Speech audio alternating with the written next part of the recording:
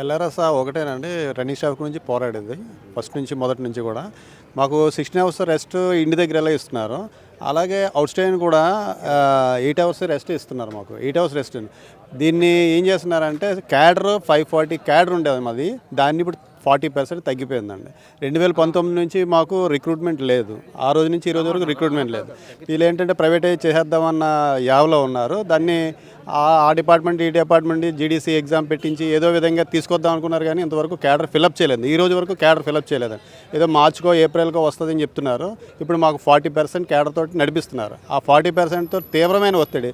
అప్పుడు ఉన్న క్యాడర్కి ఆ ట్రైన్ సర్వీస్ సరిపోయేది. ఇప్పుడున్న క్యాడర్కి ట్రైన్ సర్వీస్ చాలా పెరిగింది. చాలా తీవ్రమైన ఒత్తిడితో మేము పనిచేస్తున్నాం.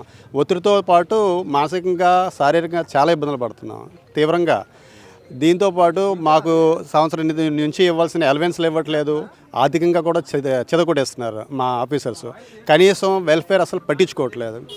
హెడ్ క్వార్టర్లో నుంచి బయలుదేరిన తర్వాత 72 అవర్స్ వర్కింగ్ అనే దాన్ని ఇంప్లిమెంట్ చేయడానికి చాలా ట్రై చేస్తున్నారు. 36 గంటల్లో తీసుకురావాలని చెప్పి రైల్వే బోర్డు చెప్తున్నా కూడా ఒక్కొక్క రన్నింగ్ రూమ్ ఓపెన్ చేసి అక్కడ పడుకోబెట్టి అక్కడ 8 అవర్స్ రెస్ట్ ఇస్తున్నారు. అంటే యాక్చువల్గా మాకు 16 అవర్స్ రెస్ట్ ఉండాలి, అక్కడ 8 అవర్స్ ఇచ్చి 8 అవర్స్ తగ్గించి మమ్మల్ని వాడుకుంటున్నారు. అంటే వీడిని హెడ్ క్వార్టర్ తీసుకురాకుండా అవుట్ స్టేషన్లో ఉంచి అక్కడి నుంచి అలాగే తిప్పి ఈ క్యాడర్ని ఈ విధంగా యూటిలైజ్ చేసుకుంటున్నారు. ఈ తక్కువ క్యాడర్ని యూటిలైజ్ చేసుకుంటున్నారు. అలాగే రన్నింగ్ రూమ్లో కూడా ఫెసిలిటీస్ ఏమీ బాగోలేదండి.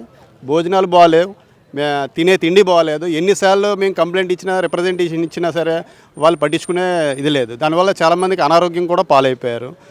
తర్వాత హెడ్ క్వార్టర్లో వచ్చేసరికి 16 అవర్స్ రెస్ట్, అది 14+2 అంటున్నారు. 14 అవర్స్లో లేపేస్తున్నారు. మేము ఆఫ్ అయిన తర్వాత ఇంటికి వెళ్ళడానికి 1 అవర్ పడుతుంది. ఇంట్లో అన్నీ చూసుకోవాలి, పడుకునేసి మళ్ళీ లేచి బండికి రెడీ అయిపోయి వచ్చేవలసి వస్తుంది.